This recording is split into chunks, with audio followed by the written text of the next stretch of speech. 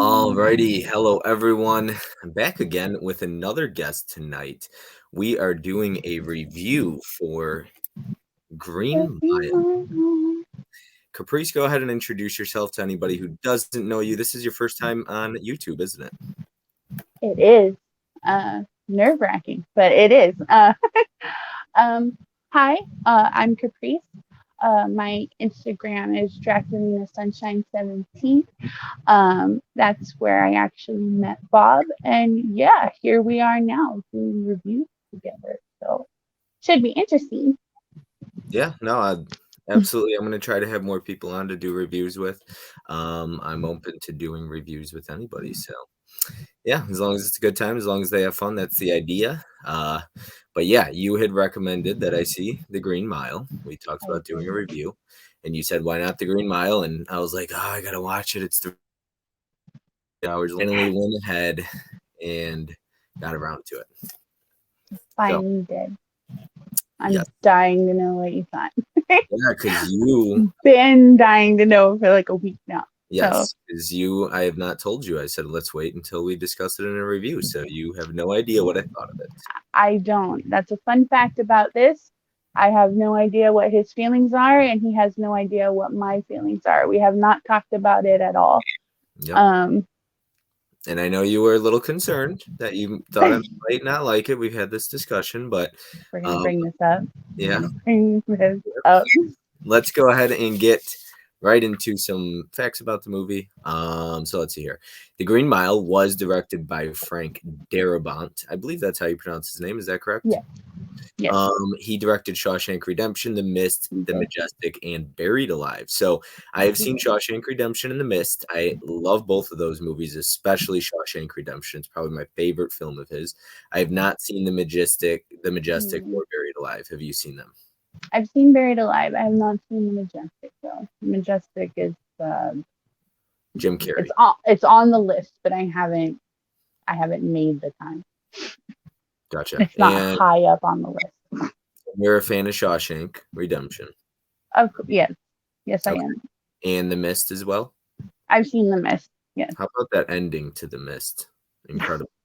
Incredible. One of the better ones that I always go to when someone says, "Oh, what's the best ending you've ever seen?"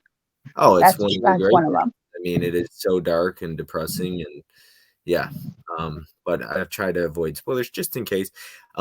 As always in these reviews, we're going to discuss some facts about it. I'm going to try to be a little bit more brief this time around, but after that, I will tell you when we're going to get into spoilers. So if you've not seen The Green Mile for some reason, go out and check it out. I just watched it for the first time. So I'll tell you a little bit about where you can find it, different things like that. I'm going to try to keep it brief. So let's go ahead and get into it. The Green Mile did come out in what? I didn't actually write that down. It was 1999. But I do not have the exact date, but I'll go ahead and find that here. It was a $60 million budget. It made $136.8 million in the U.S., which is very successful, and $150 million in other countries. So for a total of $286.8 million on a $136.8 million budget. So very, very good. The second highest grossing Stephen King movie of all time. Oh, is it really? Yeah, number one is It Chapter 1 from 2017. Yeah, and that's rated R. So The Green Mile is also rated R, though. So yes, it is. Here. The Green Mile came out December 6th, 1999. So right around Oscar season, which here, so the cast included Tom Hanks, David Morse, he was from Disturbia with Shia LaBeouf.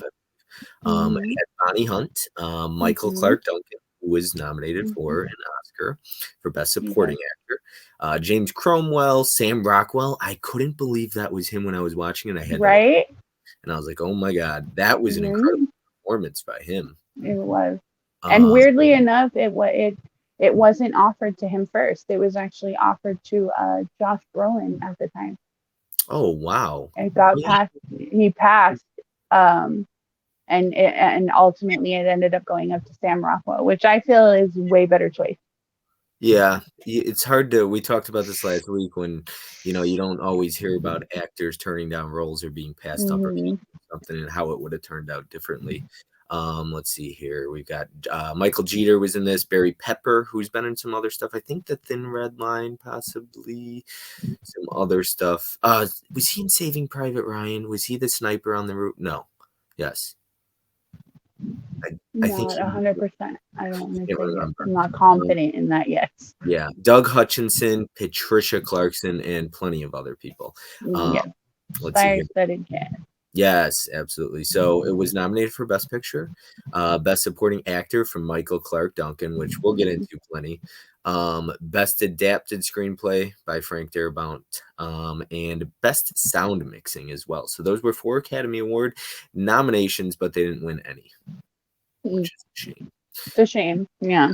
Yes, absolutely. Let's see here. Michael, I'm sorry, Stephen King and Frank Darabont both wrote the script for it. Hmm. So Stephen King obviously has written plenty of books, and then he writes scripts to movies as well. Done some of these. Yes, he does. I read somewhere that after The Shining, which Stephen King has been very vocal about, is like his least favorite adaptation. After that, he actually became very involved in the script writing process with movies that were based off of his books. So now, whenever you watch a Stephen King movie, it'll say written by, screenplay written by whoever, and Stephen King.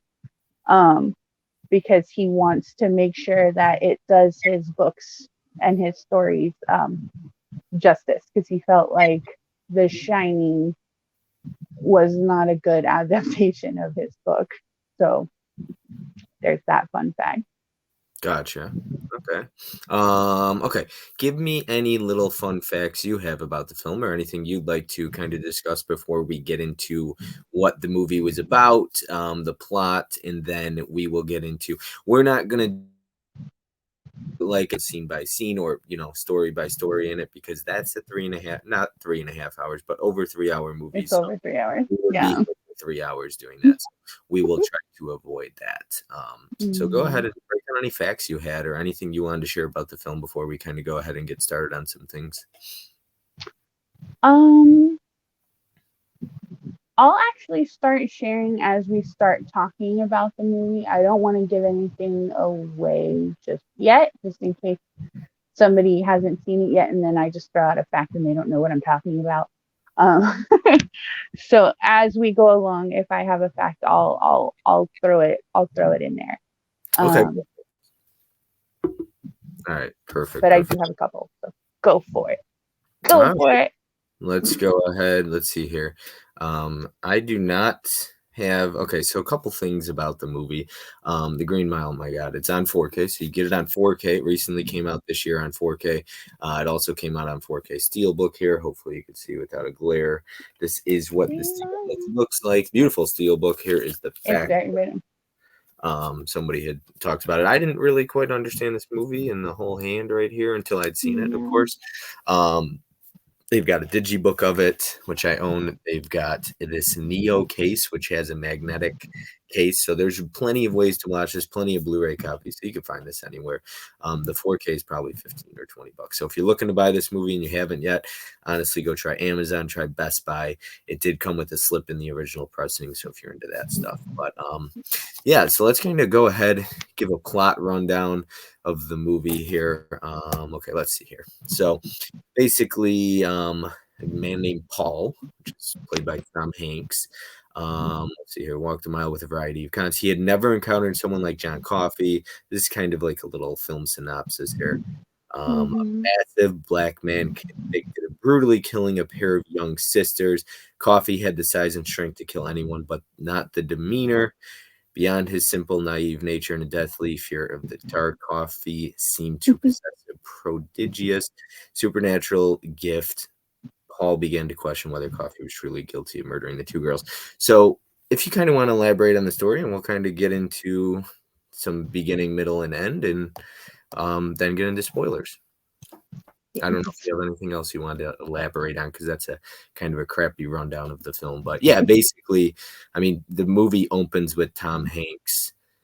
You don't know it's Tom Hanks. So we're going to get into spoilers now a little bit here. Yeah, you kind of have to. Yeah, is a spoiler. I mean, the movie opens with Tom Hanks and being 103 years old, correct? 108.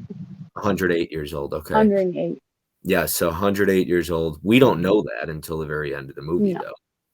No, we don't. In the beginning, but you have an idea as you're watching the movie that it's got to be his character. Yeah. So yeah, the movie opens with basically present tense, and then we get flashback to like 1928 or something, 1930 something, maybe. It was like the 1920s or 1930s. Yeah. I don't remember date specific. And but the movie does actually, technically the very beginning opening shot is actually them running through the forest, or not the forest, but the cornfields, right? Kind of the opening, yeah, it's a flashback. So the opening act is the search party. Yep. For these two little girls, and then it goes to another shot where you see Tom Hanks's character waking up from a dream. And then that's where we get into, well, it's not Tom Hanks, but it's Tom Hanks' character waking up from a dream. And it takes off from there. Yep. And so it's an old man in a retirement living home.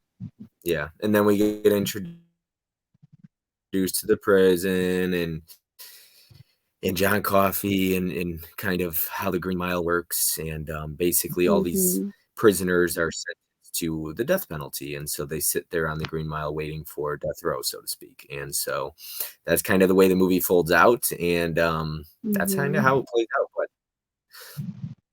let's go ahead and get into kind of what we thought about the movie. What did you think of the way the movie opened up?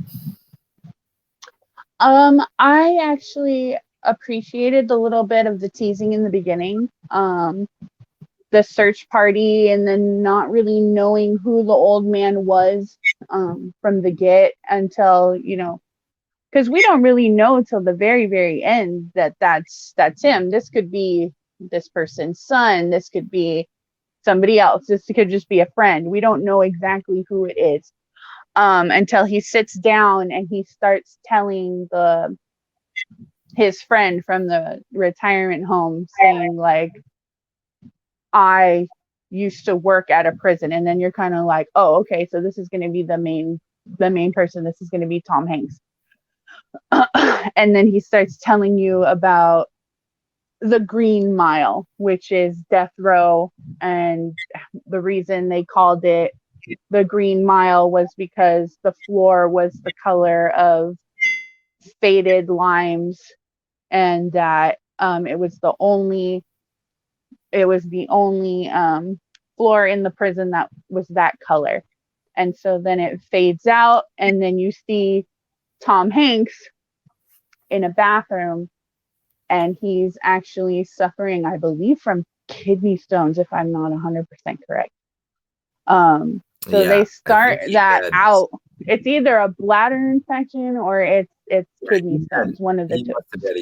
He must have had a UTI, a urinary tract infection, I assume. Yeah, something to that effect, but it was causing him great pain. Yeah, very painful trying to pee through and that. And apparently it couldn't, no matter what he did, it couldn't be fixed. And that's actually a great starting point for the movie. You just don't know it yet. But I loved how the movie started and how it introduced each character kind of not one by one, but in its own way, one by one. You kind of got your own, maybe like 30, 40 seconds with each character. And then all of a sudden they bring in, John Coffey. I love the way they introduce him, because they start with kind of just the truck being overloaded with weight, and then like when he took the step off, it like relifted. Yeah. He's obviously portrayed as this huge man and intimidating, like that. Yeah. And he's like the most gentle giant, that he Yes. probably is the definition of gentle giant. But Yes. he yeah, the way he comes into the prison, they shoot from like his feet, and you just see his like shoulders and his back, and then it kind of the camera just pans Yeah. up to him, and you're just like, wow. But I had first been introduced to Michael Clark Duncan in Armageddon.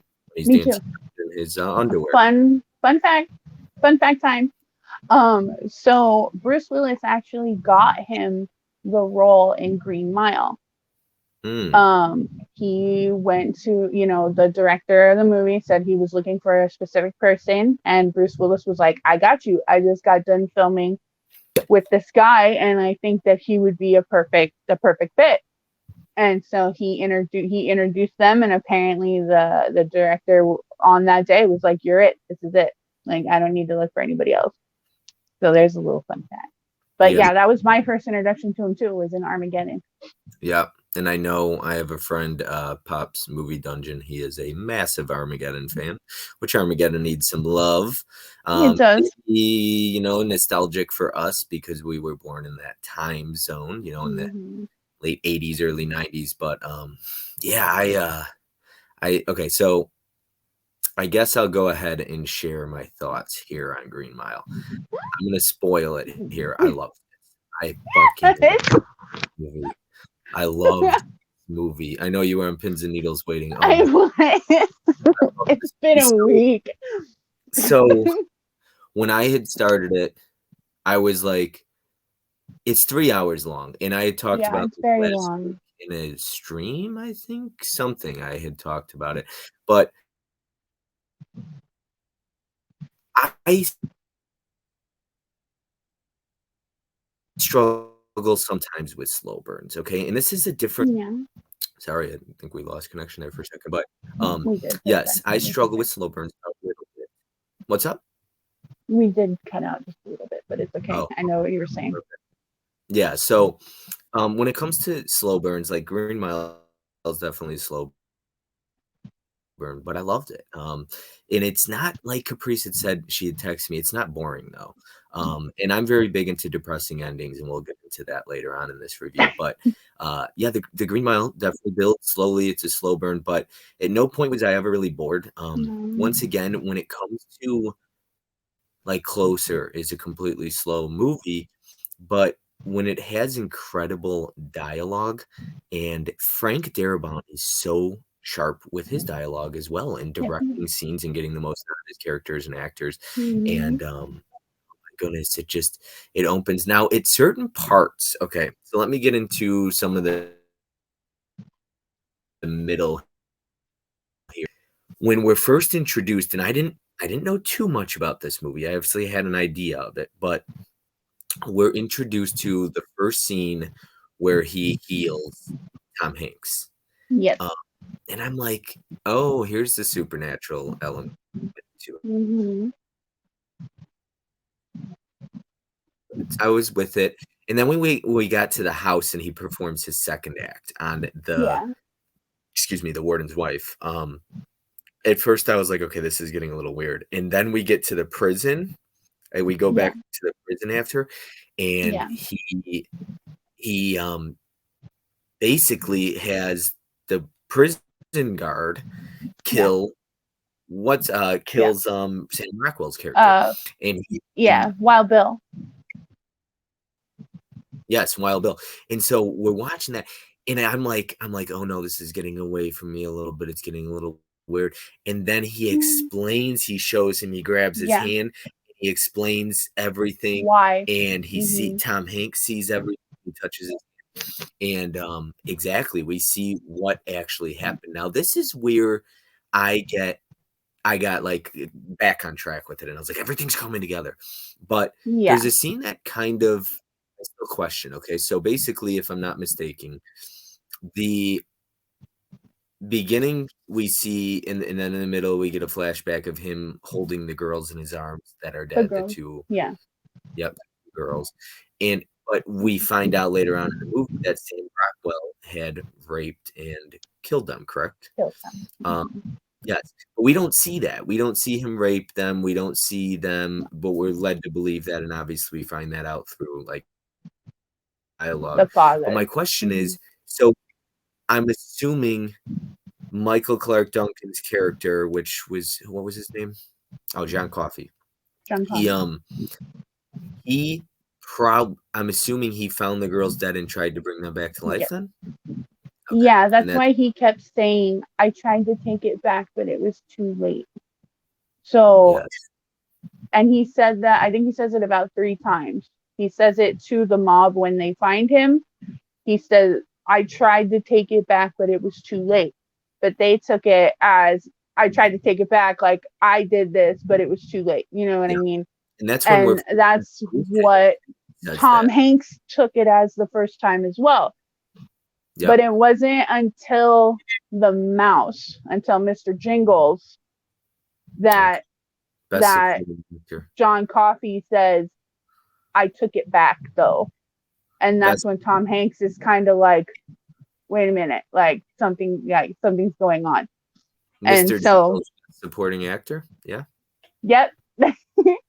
They had 30 mice that they trained to be Mr. Jingles, and they only had one CGI mouse. And that was for when they actually, like, spoiler alert, when they squashed him. That was a CGI mouse. The rest of them were actually real mice that they trained to do that stuff. You know what? You know who Mr. Jingles reminded me of? And I know Robert Zemeckis directed this one, but he reminded me Mouse of... Hunt. No, not Mouse Hunt. Oh. You haven't seen Mouse Hunt? Mouse Hunt is fun. For some reason, reminded me of Castaway. When Wilson. Yeah. Like just, and it's Tom Hanks, they're both Tom Hanks movie, but Wilson in that, I forget the person's name, was obsessed with the mouse. Mr. Jingles. The character? I forget his name. Yeah, the character, and was kind of, he owned the mouse, so to speak. The mouse attached, clinged to him. I just remember his last name, Delaquad. I just remember his last name. Yeah. I don't remember his first name. It's such a good, everybody portrays the acting so well. Certain scenes are just, there's a little bit of comedy in here, definitely a few laughs early on. And then I know there's, like, much like my last review of Closer, it's a couple laughs early on, and then I'm like, there's no laughs after that. Like, I did not laugh at all the last hour and a half of this movie. Oh no! If anything, I cried. I didn't laugh at all. But yeah, there are a couple funny scenes. Yeah, I laugh. I cried a few times during this one, no doubt. But yeah, the ending got to me. I wanted to go ahead and share. There's a scene in this movie where we're kind of skipping ahead here, but John Coffey is, well, for one, in the beginning of the movie, he says John Coffey, like the drink, just not spelled the same. Yeah. But there's a scene at the end of this movie when John Coffey's about to get, basically, he's going to get taken away, and he's going to get killed. He's going to get the death penalty, the electric. Yep, exactly, the electric chair. And there is a scene in that he quotes, and it's so moving. I wonder if it's the same one that I bawled at. Yeah, I'm waiting. Sure. I'm waiting for you to say that it's the same exact one. Right here, it's going to be a while, but I'm not going to try and talk like him because I'm bad at voice interpretations here and impersonations. But I'm not going to do that. But I'm tired, boss. Tired of being on the road, lonely as a sparrow in the rain. I'm tired of never having a buddy to be with, to tell me where we's going to, coming from, or why. Mostly, I'm tired of being I'm tired of people being ugly to each other. Here in the world every day. There's too much of it. It's like pieces of glass in my head all the time. But he says it very slowly. That whole quote plays out over like probably a few minutes, or at least 60 seconds. But everybody knows that scene. I've heard people quote him before, and I we're talking about Green Mile, but I'm tired, boss. Yeah. I just so tired. Yeah. boss. And then he goes into that speech, and it's just like, holy cow! But the pieces of glass in my head made me explode. My head exploded. I was like, who wrote that? That isn't just perfection when it comes to writing, but it's so good. And I mean, I know this was 99, but I feel like even this was a bit before its time, or some people could say, well, this was already going on before that. And I understand. Yeah. But look at how ugly the world is now. Not to get into politics here or anything like that, but we're really cruel to each other nowadays. Yeah. For the most part, I'd say. Unfortunately, there's some great people out there, but you got some really ugly hate in this world, and when you disagree, there are some nasty people about it.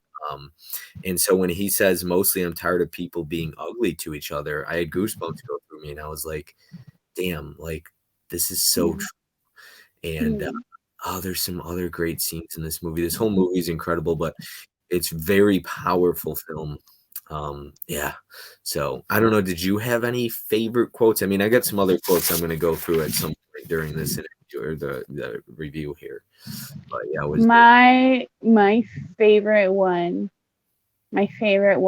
out of the one that made me kind of lose it the first time around, because I've seen this one a couple times. I just, when we talked about watching it, I revisited it because it is one of those movies that kind of takes a lot out of you.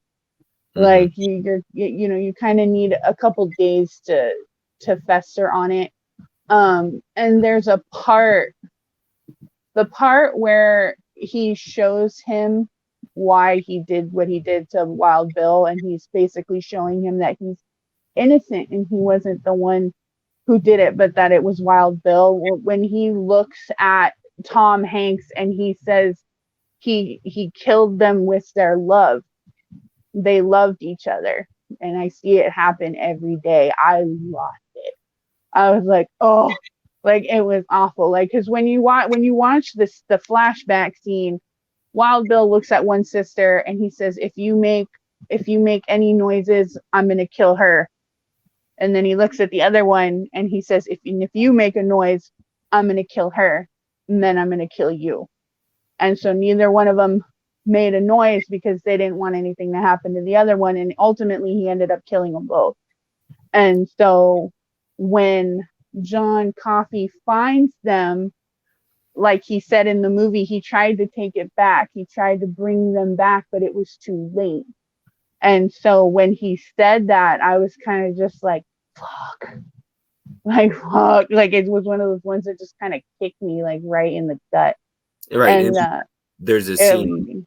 There's a scene earlier where he is able to bring. You talked about Mr. Jingles being squashed. Yeah. He brings the rat back from the dead. He brings back Mr. Jingles. And then he takes cancer away from somebody.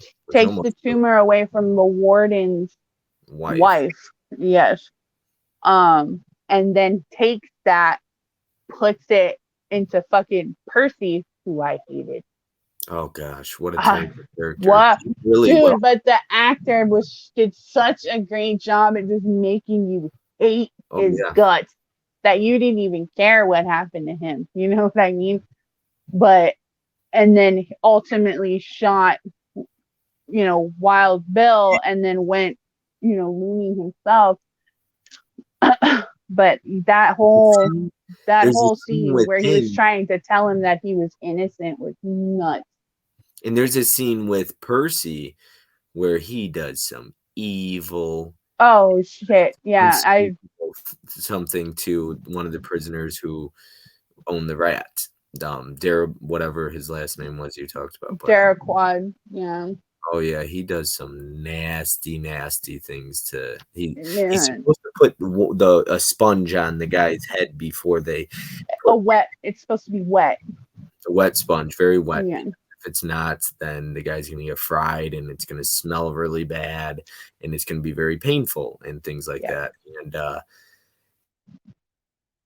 you got to see it play out, but he doesn't want to look. And then Tom Hanks says, "You need." Tom Hanks like, you did this, like you watch. Yeah, like the smell. They were like, it's gonna take 5 years to get the smell out. So yeah, it's painful. It's nasty, and these characters that are on the Green Mile on death row.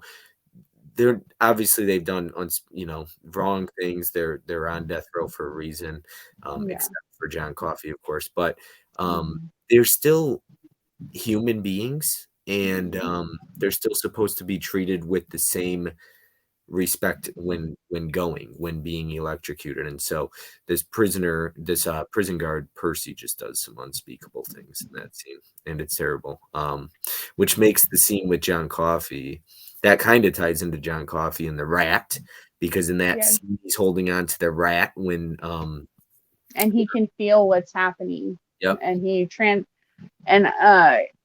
that energy transfers to Mr. Jingles, and that's why he runs away. The rat. Yeah, that's why he runs away, because he absorbed that energy. Because at one point, John Coffey tells Tom Hanks, I think it's when he's healing him of his kidney stones or his bladder infection, whatever. He says, I have to give you a part of me to do this. And so at the end, when he's sitting there saying, I feel like he gave me a part of him, and that's why I've been here for so long. And that's when Mr. Jingles have been here for so long, but we'll talk about that later. Yeah, because I've got a lot about that actually right now. Speaking of which, because he heals the wife, we don't I'm sure there had to be underlying side effects after that, which we never find out about, though. Not really. Not from her. No, not from her. We don't know. There could be. I mean, we don't see it. But so The Green Mile is not a Christian film, but there's a lot of talk about God and God's gifts and him being one of God's gifts. And there's a quote in the movie. Now, I know what you're about to say. I'm not sitting here telling people if they should believe in God or not believe in God. I do. Okay. I believe in God. Now, I'm not sitting here. I don't get mad at people who tell me they don't believe in God. It does not bother me, right? I just believe. And so when Tom Hanks says at the very end of the movie, on the day of my judgment, when I stand before God and he asks me, why did I kill one of his own true miracles? What am I going to say? It was my job. That scene really gets to me. Now, somebody who believes, I believe that I'll see God and be judged at the end of my days too. And I thought to myself, I'm like, that's so true. But he didn't kill him. I suppose he did, but I was like, I'm sitting here watching the movie and I was like, what are you supposed to do? He even asked him, what do you want me to do? Yeah. And so I was blown away by that scene in that quote, because I'm like, I don't and whether you believe in God once again and believe in that, a judgment or something like that. I'm sitting there and I'm watching that scene and I'm like, is God really going to get mad? Does he really believe that? And I know some people are sitting here like, oh, that's the only scene I didn't like in the movie or whatever. If you don't believe in God or you do, Christian, not atheist, it doesn't matter. We're not sitting here talking about religion, but the film plays out with some scenes talking about John Coffey as one of God's gifts.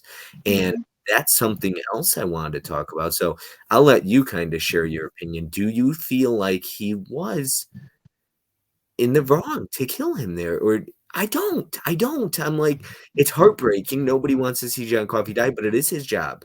It was his job. And John Coffey, he gave him the option. He was going to say, I'll let you go if you want. Yeah. Well, okay. So that whole scene is just straight up emotions for me. Because at that point, the truth. You know that he's innocent, right? You know that he didn't do it. But under the law, he was found guilty. He was found guilty by a jury of his peers. And so back then, especially back then, they weren't going to go back and take that back. They weren't going to be like, oh, do you have proof that this man didn't do this? And what were all of them going to say? You know what I mean? And so every single person in that room when he said roll 2 was in tears because they knew the truth. And so it's one of those things, kind of like how you just said, it technically isn't him, but at the same time, John Coffey was just like, I'm done with this. I'm tired with this. Like, you'd be doing me a service. That's what he said to Tom Hanks. You said you'd be doing me a service. Look at God and tell him that you were doing me a service, because I'm tired, boss. I'm tired. And so in a way, I feel like Tom Hanks's character and all the other guards as well, and even the warden was there, and they were all all of them were crying. There's the one scene with Barry Pepper's character where he's crying. He's bawling, and he's got, wipe your tears away before you show your face, like to the audience, or not audience, viewers. And it was that part where I was just fuck, like, this is really gonna happen. And so I personally don't feel like if there was ever a judgment on Tom Hanks's character for that, I don't think it was his fault or his doing. But at the same time, I'm kind of like, yes, it was his job at the time, because there was no way for him to prove that he didn't do it. And there was no way that even if he did say it, or if all 5 of them had said something, that, just because of how things were, they were never going to be believed anyway. So it was inevitable. It was going to happen whether they wanted it to or not. Right. Yeah. I mean, that scene is incredible. Now, I know there's a scene. Okay, so I thought about this too.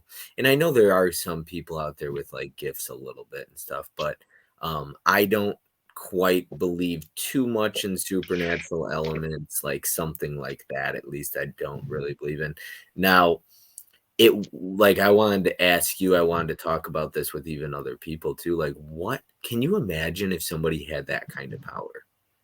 Some people might believe people like that have that kind of power, but I don't. I don't believe somebody could breathe into somebody and suck their tumor out. I don't believe in that. Okay. But so obviously the movie is supernatural. It's, fiction and whatnot, but that seemed like, can you imagine though? Do you ever think about what life would be like if somebody, that kind of character too, that kind of person, had that kind of power? I can, but the thing I couldn't understand or even want to try to understand is the mental and emotional and physical toll it would take on somebody. If they did have some kind of power like that. I mean, as you can see, like with John Coffey, for example, like his powers were unknown to everybody. He didn't really reveal that to anybody because he kind of saw it as a curse. He said it. He says at one point, "This is my gift and my curse." In the director's cut of the movie, which was the first one that I actually saw, you see that John Coffey actually takes life from the ground and transfers power. Especially in the scene with there's a deleted scene with the 2 girls. I believe it's the 2 girls. It might be the wife though. Don't quote me on it. It's been a long time.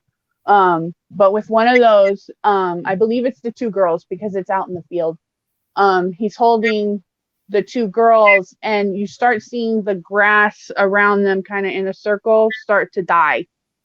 But it stops at one point because, like he said, it was too late. So he couldn't transfer life to somebody that wasn't, at least partially alive. When the house shakes, when he is doing the thing to the wife, they do a pan of the outside and they show the grass dying out into the cornfield. So he's transferring power, and transferring life energy into, something else, taking in the bad and putting in the good. So he's kind of a conduit in that sense. Do I think that there's people like that? Sure. Do I think that somebody like that would share their power? Probably not, because 1, who's going to believe them, and 2, if people found out that they were actually able to do this and it was true, what would happen to them. So that's one of those double-ended questions that it's like, yeah, you want to believe that kind of thing is real, but at the same time, just how everything is and how everyone's always like, prove it, it's not real, it's a hoax, this and that. Like, what would be the point of even saying it? Like, yeah. Now there's another scene, another quote, and I wrote down a lot of quotes. Sometimes the past just catches up with you, whether you want it to or not. That is so true too. There's so many quotes and so many, so much dialogue in this movie that is so true and so accurate and so relevant to today's age and the time we're living in. Unbelievably true. That quote, just like even sitting here saying it, sometimes the past just catches up with you, whether you want it to or not. He says that at the very end of the movie when he's an old man, correct? Yes. 108 years old. Yeah. So basically, and at the end of the movie, we see, so like this is now, we fast forward back to present time, and he is with this woman, and Tom Hanks talks about how he says it is now his curse for killing John Coffey that he has to serve, that he's alive. So he's 108 years old, and he's explaining to her that he doesn't know how long he's going to live, because he shows her something, and it's Mr. Jingles. Mr. Jingles is, you could tell he looks like a rat too. He's a mouse. Yeah, not a rat. Old mouse. Yeah, but he's a mouse. He's struggling to like kind of get out of, because he's old as dirt. He's been calling him his oldest son for this whole time.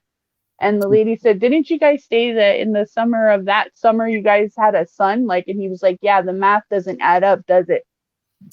And then he goes out, and it's Mr. Jingles. A mouse is only, I guess, a life expectancy of a mouse. Sorry, it's something weird, like 3 years or something like that. 2 to 3 years. So this mouse has been alive, years or something like that. So it says, if this mouse can live this long, how long am I gonna last? Yeah. So he has. This is my curse that I have to watch all of you die. Every day. So he falls in, like, this is his woman he loves, and he watches them bury her. And I think the movie ends with a quote as well, doesn't it? What? The movie ends with a quote as well, doesn't it? That's the quote. Oh, how long will it ends with, if a little tiny mouse can last this long, how long am I gonna last? Yeah. And then it goes right to credit. Yeah. Well, you can hear me okay, right? Okay. All right. And then there was another scene. I love this as a man myself. I think this is super important. You make a promise to a man, you shake his hand. I love that quote. That's such an important quote. I think it's super true. I am very big into handshakes still. I'm old school, so I still shake hands. So I just think that's super important, especially an introduction meeting somebody, something like that. You make a promise to somebody, shake his hand. So yes. Now, what was the quote when he's like, "Do you have a last meal?" And he's like, "Some meatloaf," right? Meatloaf, mashed potatoes with gravy on it, okra, and that fine cornbread that your wife makes.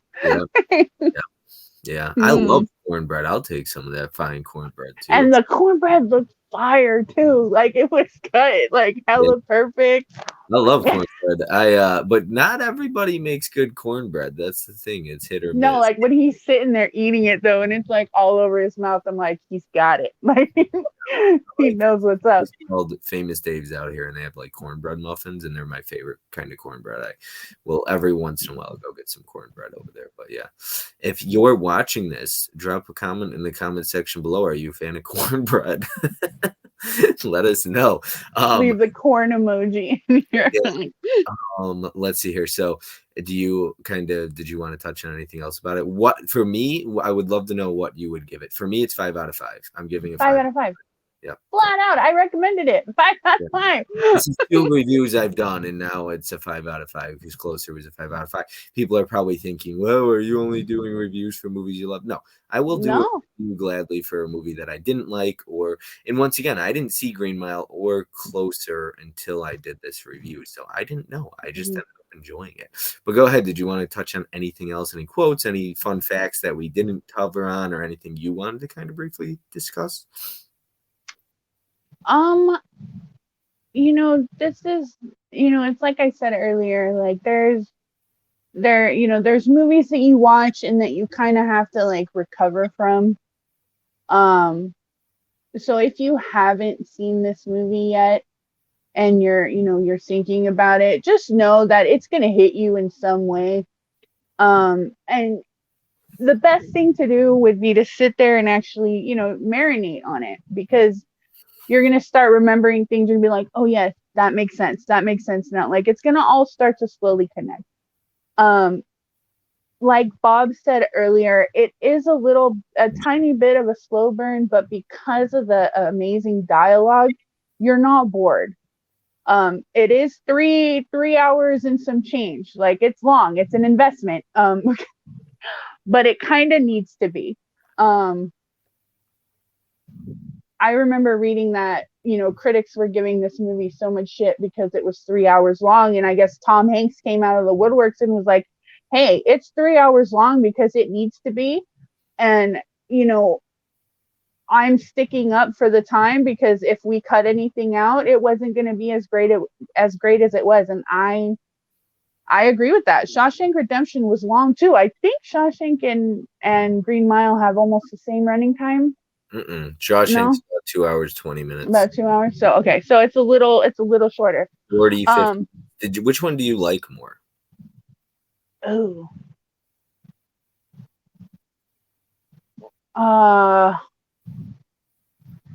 If it was me, I'd have to say Green Mile. I'm gonna have to go with the Shawshank Redemption, but not by a landslide. It's not by a lot, though, dude. It's not. It's so. It's like right there. It's like the little things. The way Shawshank comes together reminds me of the way Green Mile comes together. I love when a movie, and I know we watched Hunter x Hunter, but like I've heard this. People talk about a slow burn. They can handle it if the payoff is worth it. And Hunter x Hunter had a great ending, but we were dying. It already lost me. I'm like, we were dying at that point. Like 15 minutes in. But like Shawshank, once again, kind of a slow build like Green Mile and a lot of other movies, okay? But when your dialogue is sharp and crisp and you have engaging characters, good character development, characters that I care about too. The thing is, and I don't mean to attack Hunter x Hunter, and I didn't hate it, and it's not just that movie. I didn't necessarily fall in love with these characters. I didn't think that there wasn't a ton of dialogue. It wasn't a lot of talk in general. So no, kind of watching actions in the movie and really happening. So I thought though Green Mile, Shawshank Redemption, Closer, plenty of other movies out there. When your dialogue's sharp, and I said this for the review of Closer, razor sharp. I really like using that word now, that term. In Green Mile, like Frank Darabont is just incredible. Robert Zemeckis is another one. I don't know if he writes his own movies, but like Castaway is another one. Slow burn, but in Castaway. Castaway is one of my top 50, top 100 favorite films of all time. At no point in Castaway was I bored either. But that's great character development. You care about this guy. They make a volleyball become one of the best things in ever made. So much like this rat in this, or this mouse in this movie. It's a mouse. I know, my bad. Okay. So we had a pet rat when we were younger. Maybe that's a rat. That's disgusting. But yeah, we had like 3 pet rats in a cage, and I had a neighbor friend who always had pet rats, so I get it. Yeah. Well, I just saw a guy on Instagram today who has 7 cats, so I thought that was pretty cool. That's you hear the term cat lady, but not cat guy often. Right. Cat dads. Yep, cat dad. But yeah, this movie's heavy. I'm still breaking it down. I love it when a movie affects me in this kind of way. When the credits rolled, before that, though, that scene you're talking about, the whole scene where John Coffey is put in the electric chair, it is so emotional. I'm not gonna lie, I had tears just I was bawling. falling down my face. It I was was bawling. brutal. I don't remember the name of the guard, but it was the youngest guard. When they put him in the chair and they're prepping him, and then he says, "Please don't put the mask on me. Like, don't put me in the dark." I died. Part of my soul died that day, and so they pan over to the younger guard, and he's already just like he's like falling out. Doesn't he say, "Eyes afraid of the dark"? I'm afraid of the dark. Yeah, don't put me in the dark. Eyes afraid of the dark. I know. Yep. But yeah, that scene, I had tears falling down. I was bawling. Yes. And they made sure to pan to each of the guards, like every single one, and like even the warden didn't want to do it.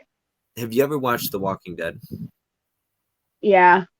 Okay. Not all of it, but I think one of the guards was in the first 3 seasons. I think he was the same actor from Walking Dead. I can't remember his name in The Walking Dead, but I'm pretty sure he was He was one, yeah, the older. Yeah, the older one, the one who drove the car. Yes, him. He played the one that Wild Bill peed on. Yeah, him. I think. Yeah, I think he just fucking peed on me. Yeah, that's Bill. He could have won Best Supporting. He could have been nominated too. He should have. He should have. Now, what was his name in Silence of the Lambs? What is his name? Something Bill. Buffalo Bill. Buffalo Bill, not Buffalo Bill. Wild Bill is this one. Buffalo Bill is. Yeah, I was like, man, I hope they didn't copy. I mean, it's no. Yeah, not even, but yeah, it's close, but it's not there. Buffalo Bill. Yes. Mm-hmm. Like I said here, I'll kind of go ahead and wrap it up pretty soon here. I don't know. Did you have any questions for me you wanted to ask me about it? Or did I kind of wrap it all or cover it all for the most part? I'm just completely excited that you gave it a 5 out of 5. It was good. I knew I'd like it. I was actually, when we first initially talked about it, knowing how much of a Tom Hanks fan you are, I was actually really surprised that you hadn't seen it. So that was part of the reason why I recommended it, because I knew that you loved his performance in Castaway, and I feel like this one is just overshadowed. It's different, but it's pretty. It to me, it's kind of the same caliber. And so when you had said that you hadn't seen it, I was like, "What? Like, what do you mean you haven't seen The Green Mile?" I think he was overshadowed by Michael Clark Duncan performance as well. That was one of the best. Kind of that whole scene where he talks that whole quote, "I'm tired, boss, tired of this." I thought that was one of the best acting performances. Now, maybe this is because I've seen so many Tom Hanks roles. He's perfection in this. He always is, though. But I think some of Tom Hanks' best roles are Castaway. I think Captain Phillips, which he wasn't even nominated. And it's funny because he won an Oscar or he was nominated for Philadelphia and nominated for Big. Yeah.